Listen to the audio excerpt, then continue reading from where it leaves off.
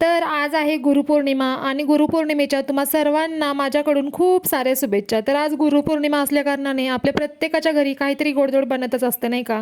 शेवया, शेवयाची खीर, शिरा अशा अनेक गोडधोड पदार्थ प्रत्येकाच्या घरी बनत असतात. नमस्कार मंडळी, मी सविता पाटील आणि चंदगडी तडका या माझ्या यूट्यूब चॅनलवरील आजच्या भागामध्ये आज आपण अगदी दाणेदार आणि चविष्ट असा गुळाचा शिरा कसा बनवायचा ते बघणार आहोत. तर साखरेचा शिरा तर आपण नेहमीच बनवत असतो, पण आज आपण गुळाचा शिरा तेही अगदी परफेक्ट असा कसा बनवायचा ते बघणार आहोत. तर अगदी योग्य प्रमाण वापरून हा चविष्ट असा शिरा कसा बनवायचा ते आजच्या भागात बघणार आहोत. तर त्यासाठी माझा व्हिडिओ शेवटपर्यंत नक्की बघा आणि अशाच नवनवीन रेसिपीज माझ्या तुमच्या यूट्यूब चॅनलवरती बघण्यासाठी माझ्या चॅनलला सबस्क्राईबसुद्धा करा. चला तर मग वेळ न लावता या छान गोड अशा रेसिपीला सुरुवात करूयात. तर सगळ्यात आधी इथं मी गॅसवरती कढई गरम करायला ठेवलेली आहे. तर इथं गॅसवरती कढई ठेवून त्याच्यामध्ये 1-2 मोठे चमचे मी तूप टाकलेलं आहे. तर मी इथं 1 वाटी रव्याचा शिरा बनवणार आहे. त्यासाठी इथं मी पाव वाटी होईल इतकं तूप घेतलेलं आहे. तूप टाकून तुपाला वितळून घ्यायचं आहे व्यवस्थित.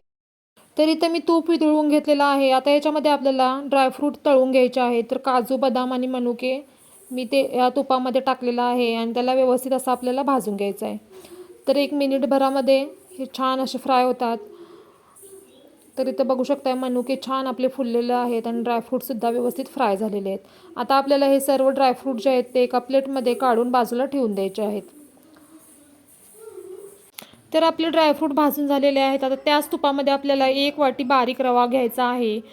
तर रवा वगैरे घेताना एकाच वाटीचा किंवा एकाच कपाचा वापर करा. मी ते एक बाऊल छोटा होता त्या मापानं मी 1 वाटी रवा घेतलेला आहे आणि या तुपामध्ये टाकलेला आहे. आता रवा आपल्याला खरपूस रंगावरती भाजून घ्यायचा आहे. गडबड करू नका. मध्यम ते मीडियम गॅसवरती एक 6 ते 7 मिनटं रवा लालसर होईपर्यंत आपल्याला भाजून घ्यायचा आहे. तर कच्चा रवा ठेवू नका, नाहीतर काय होईल आपला शिरा जो आहे तो चिकट होईल. त्याच्यामुळे एक एक 2-4 मिनटं जास्त वेळ लागू देत, पण रवा व्यवस्थित असा आपल्याला भाजून घ्यायचा आहे.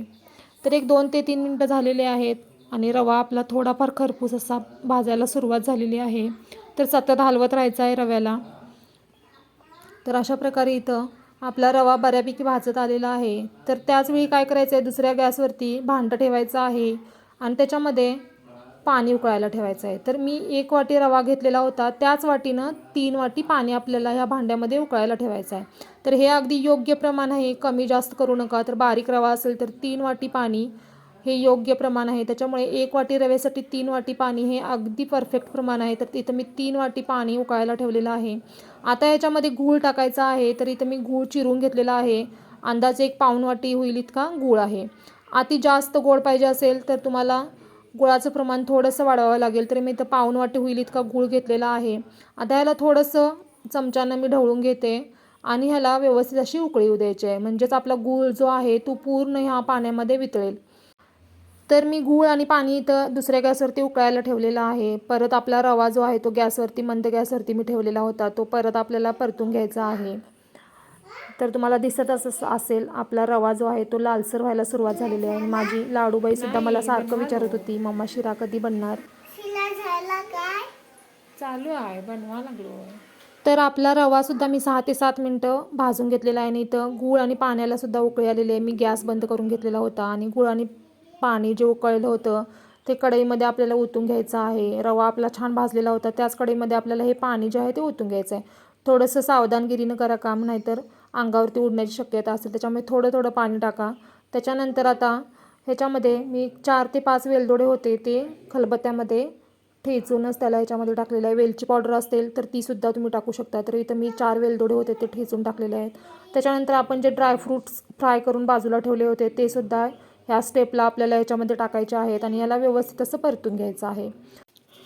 त्याच्यानंतर याच्यामध्ये अर्धा चमचा होईल इतकं तूप टाकायचं आहे. तर मी तर अर्धा चमचा तूप टाकलेला आहे, म्हणजे छान शिऱ्याला चमकसुद्धा येते आणि दाणेदारसुद्धा होतो शिरा. तर हे तूप अर्धा चमचा टाकून ह्याला व्यवस्थित परतून घ्यायचं आहे. त्याच्यानंतर ह्याच्यावरती झाकण ठेवायचं आहे आणि मध्यम गॅसवरती एक 3 ते 4 मिनटं शिरा आपला व्यवस्थित असा शिजवून घ्यायचा आहे. अगदी 3 ते 4 मिनटंच लागतात बरं का, पण मध्यम गॅसवरतीच ठेवा. गॅसची फ्लेम मीडियम किंवा हाय अजिबात करू नका. आणि पाहू शकता आपला शिरा जो आहे तो छान असा शिजून तयार आहे आणि अगदी असा चिकट पण झालेला नाही, छान मऊकार आणि गोडसुद्धा अति होत नाही आणि सपकसुद्धा होत नाही, चवसुद्धा अगदी परफेक्ट होते. तर ह्या प्रमाणासह तुम्ही हा शिरा नक्की बनवा, नक्की खूप छान होतो आणि तुम्हाला नक्कीच आवडेल. तर अशा प्रकारे गुरुपौर्णिमा विशेष छान गुळाचा शिरा जो आहे आपला अगदी परफेक्ट प्रमाणासह अगदी परफेक्ट असा गुळाचा शिरा तयार आहे. तुम्ही नक्की बनवा, तुम्हाला नक्कीच आवडेल आणि मला कमेंट्समध्ये नक्की कळवा कसा झालेला आहे. त्याचबरोबर माझ्या चॅनलला लाईक करा, शेअर करा आणि सबस्क्राईब करायला अजिबात विसरू नका. चला तर मग पुन्हा भेटणारच आहोत आपण एका नवीन एपिसोडमध्ये एका नवीन रेसिपीसह. तोपर्यंत धन्यवाद.